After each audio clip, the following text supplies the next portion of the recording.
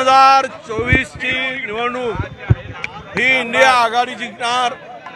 या देशाचा संविधान जिंकणार, लोकशाही जिंकेल आणि या देशातील हुकुमशाहीचा अंत होईल।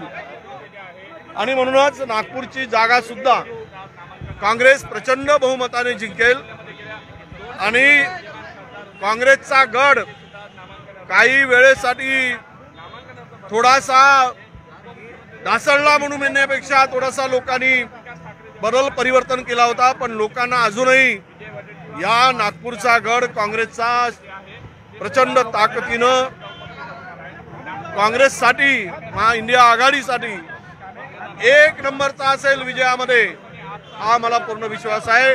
विकास ठाकरे हे किमान 3 लाख मतांनी निवडून येतील, हा मला पूर्ण विश्वास आहे।